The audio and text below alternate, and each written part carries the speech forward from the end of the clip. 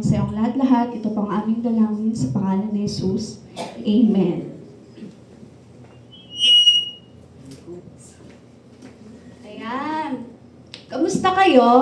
Hello? Uy, parang ang napagod ba kayo sa sa games? Hindi, oo. Sige, kamustahin niyo muna yung bawat isa. Kamusta kayo? Ayan, sige.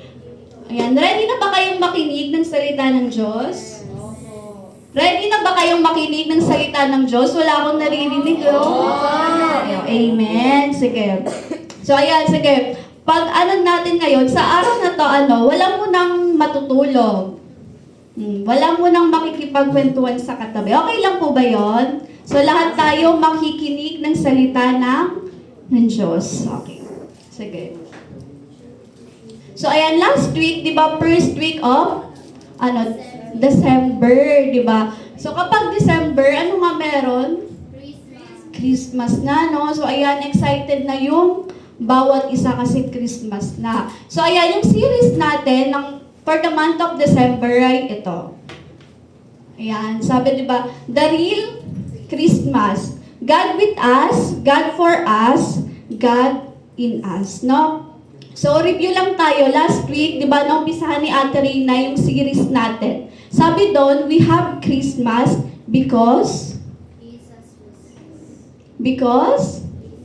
Jesus was born. Or, di ba, meron tayong Christmas, nagsa-celebrate tayo ng Christmas dahil sa kapanganakan ni Jesus, no? Ayun yung the most important gift na nanakamtan natin ay nung ipinanganak si Jesus. So, ayan, sabi dito, di ba kapag tayo tuwing Christmas, saan ba tayo mas excited? Di ba sabi sa regalo, sa pera, sa food, di ba? Para excited tayo kung ano ba yung handa, di ba? Kung ano yung susuotin natin. Di ba? Kung saan tayo magsa-celebrate, di ba? Yung ibang pamilya, nagsa-celebrate sila, nag-staycation, nag-out of the country, di ba? So, swimming, ayan. Di ba? Tapos, yung iba naman, di ba, excited sila kung sino yung makakasama nila sa Christmas. And tayo, syempre, di ba, ang lagi natin syempre kasama yung family natin. Ayan, excited tayo makasama yung family natin, yung mga pinsan natin, yung mga tito, tita, lolo't lola, di ba? At yun, yung iba, friends. Pero, di ba, minsan, may iba na wala talaga silang kasama. Naniniwala ba kayo doon na wala silang kasama? Meron, no? Kasi, di ba, meron makikita kayo sa social media na sinasabi nila na parang, iba na yung Pasko ngayon. Di ba? May naririnig ba kayo or nakikita kayo sa social media na sinasabi nila na parang hindi na tulad ng dati yung Pasko. Di ba? Pero, lagi niyong tatandaan, sabi, ayan, pabasa nga po, God with us in the midst. No, sabi diyan, in the midst. No, dahil syempre sa buhay natin, 'di ba? Merong chaos, may kaguluhan, 'di ba? May pain, may struggle, pero sa kabila ng nun, God is present or God is with us, no? He entered into our mess, pumasok siya sa magulo nating buhay to bring hope para magbigay ng pag-asa, ng redemption, and ng transformation. No? So sabi dito, Christmas is a celebration of how God chose to be with us. No? God chose to be with us, even in our struggle. No? Kahit sa mga paghihirap natin, sa doubts natin, sa failure natin, or sa fears natin, ang Diyos, lagi natin siyang kasama. Naniniwala ba kayo na kasama natin ang Diyos? Amen. No? Amen. So sabi dito sa Mateo, sabi sa Matthew 1, verse 23. Ayan, sige, makipagbuklat kayo sa akin sa Mateo 1, verse 23. Sabi dito, the virgin will conceive and give birth to a son, and they will call him Emmanuel, which means God with us. O sa Tagalog, maglilihi ang isang birhen at magsisilang ng isang sanggol na lalaki at tatawagin itong Emmanuel. Ang kahulugan nito'y kasama natin ang Diyos. So, kilala niyo ba si Emmanuel? Yan, si Jesus, no? So, ayan, baka kasi hindi nyo kilala. Kasi may kakilala ko, hindi daw niya kilala si Emmanuel. Sino kaya yun? Natanggal na lang daw. Grabe naman. Ayan. No, si Emmanuel, si Jesus siya. Yun yung title or tawag sa kanya. No? Sabi, they will call him Emmanuel, which means, ano nga daw nakasulat dyan? God with us. Or kasama natin ang Diyos. No, hindi lang sa season of Christmas. No, sa araw-araw ng ating buhay, kasama natin ang Diyos. Naniniwala ba kayo doon? Naniniwala ba kayo doon na kasama natin ang Diyos? Amen. Amen, no? Yung birth and life ni Jesus, isa siyang message of good news para sa ating lahat. Ibig sabihin, hindi tayo nag-iisa. No? We are never alone. Lagi niyo yung tatandaan, hindi tayo nag-iisa. No? It doesn't matter kung gaano kahirap or ka-hopeless yung situation natin. No? Sabi, God is there for us. Lagi nating kasama ang Diyos. At lagi nating tatandaan na naiintindihan niya tayo. No? At kasama natin siya kung ano man yung journey ng buhay natin. Lagi natin kasama ang Diyos. At siya ang tunay na dahilan ng Pasko. No? Ang Diyos, lagi siyang nariyan sa gitna ng mga gulo natin, 'di ba? Upang magligtas. Upang iligtas tayo, magpatawad, at magbigay ng pag-asa. No? Siya ang tunay na dahilan ng Pasko. So sabi dito, how we can know God is with us? O paano ba natin malalaman na kasama natin ang Diyos? Okay, sige. Ngayon, anin muna natin kung ano ba ibig sabihin ng Emmanuel. So, Emmanuel means, ayan, una, God wraps Himself with humanity. No, ang Diyos ay nagkatawang tao. Diba si Jesus ay nagkatawang tao siya. No, ang ating Panginoong Hesu Kristo. At ito talaga yung magandang regalo na natanggap natin. No, when God the Son wraps Himself with humanity. So mamaya maiintindihan natin kung ano ba ibig sabihin yan. No, pangalawa, Emmanuel means God reconciles with us. No, yung Diyos, nire-restore niya yung mga broken relationship between humanity and God. No, ayun yung ibig sabihin ng Emmanuel. Yung pangatlo, Emmanuel means God is present with us. No, ayun yung pangako ng Diyos na kasama natin siya palagi. No? He is with us through every challenge ng buhay natin. So, ayan yung ibig sabihin ng Emmanuel. God is present or God is with us. So, ayan. Ngayon naman, ayan. Paano ba daw natin malalaman na kasama natin ang Diyos? No, una, sabi dyan, God draws near or lumalapit ang Diyos, no? Ang Diyos, ayun yung sabi kanina, di ba? Ang Diyos ay nagkatawang tao. Sabi sa 1:1 verse 14, ayan, sige, kung may mga Bible kayo, basahin po natin. Sabi dyan, naging tao ang salita at nanirahan sa piling namin. Nakita namin ang kaluwalhatiang tunay na Kanya bilang kaisa-isang anak ng Ama. Siya ay puspos na kagandahang loob at ng katotohanan. No, sabi dyan, naging tao ang salita. Sino nga yan yan? Sino nga po ulit yan? Si Jesus. Naging tao ang salita. Ibig sabihin, ang Diyos ay nagkatawang tao. No? Ang ating Panginoong Jesucristo ay nagkatawang tao. Sabi dyan, the Word become flesh.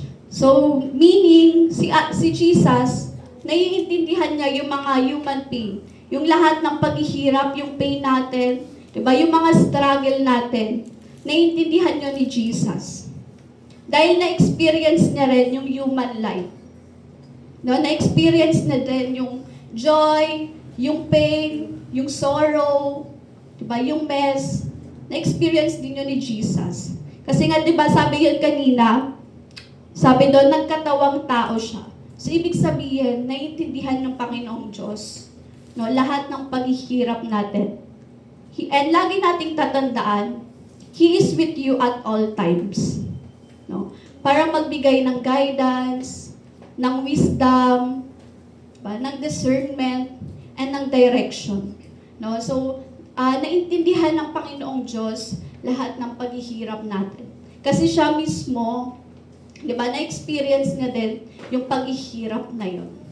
At lagi nating tatandaan na kasama natin ng Diyos. No? So, ayun daw yung dahilan, o paano natin malalaman na kasama natin ang Diyos. Ang Diyos ay lumalapit sa atin. Diba? Pangalawa, sabi, ayan, God stays near, or ang Diyos ay nananatiling malapit. No? And sabi dito, God is intimately present, not distant.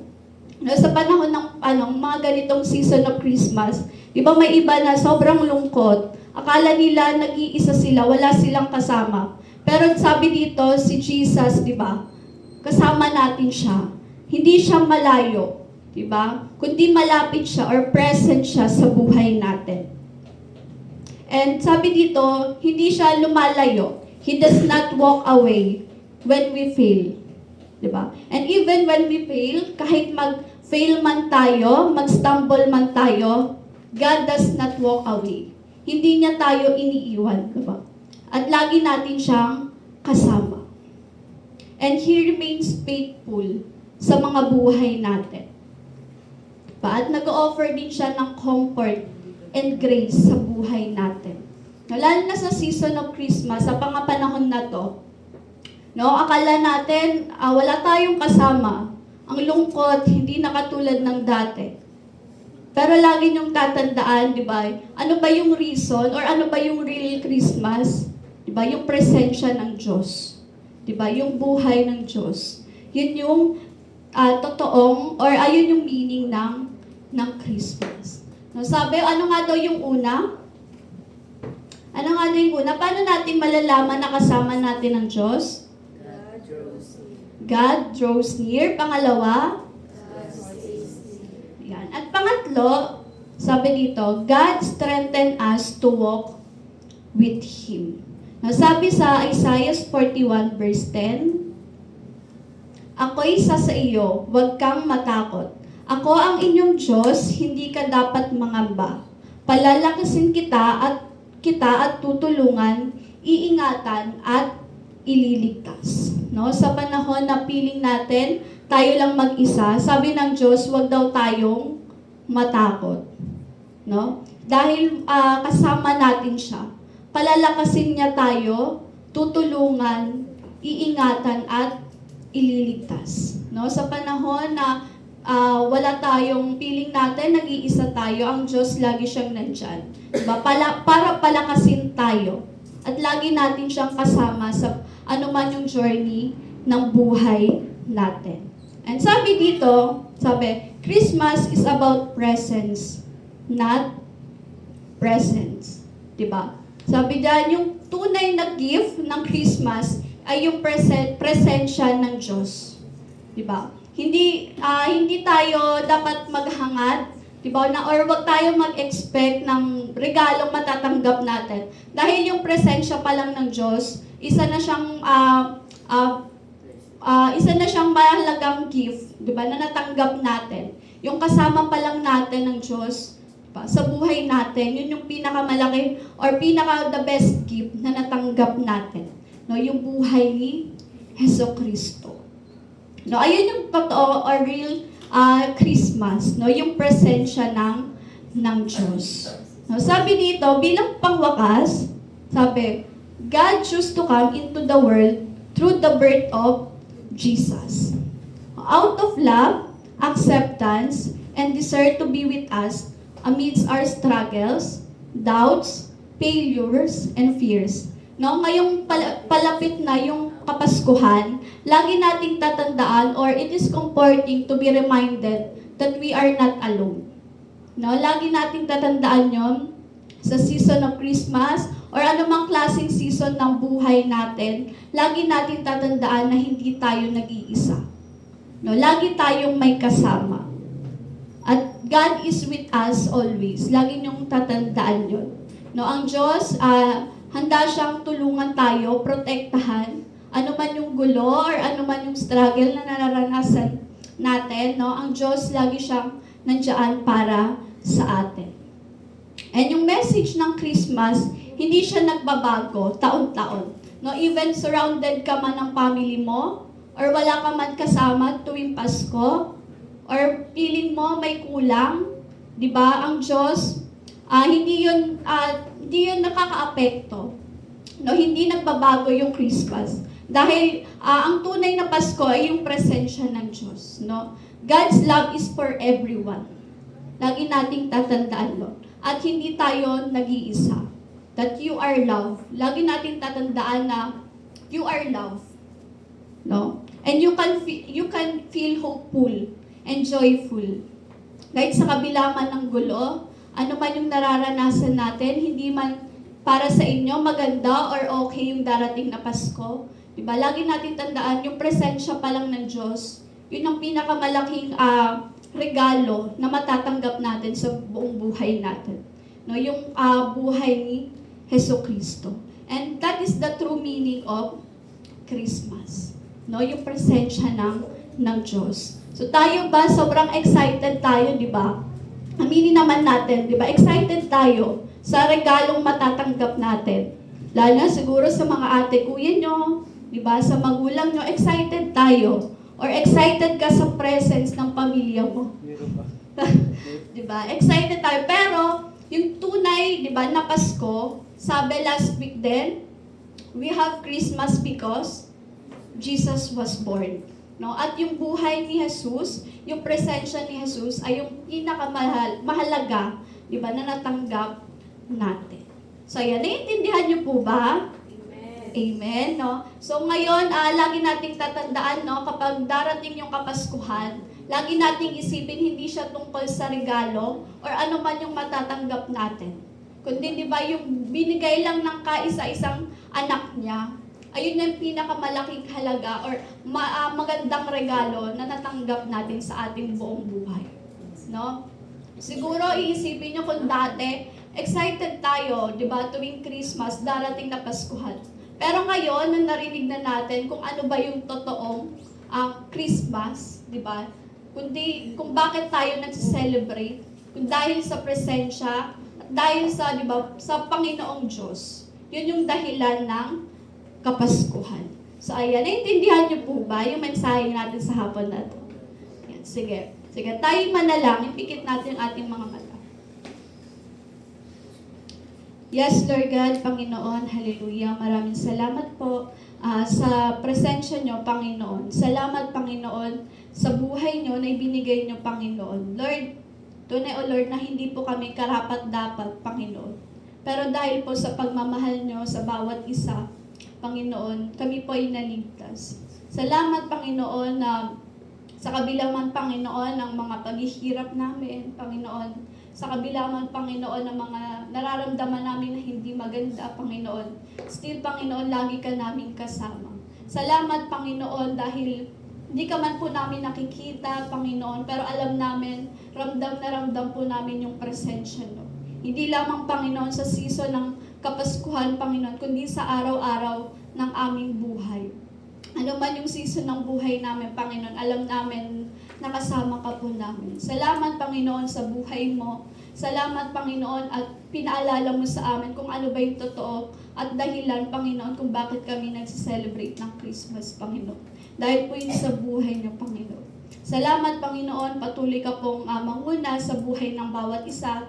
At alam namin, Panginoon, na may magagawin ka, Panginoon, sa buhay ng bawat isa. Salamat, Panginoon, tinataas na po namin sa iyo ang lahat-lahat. Ito po ang aming dalangin sa pangalan ni Jesus. Amen.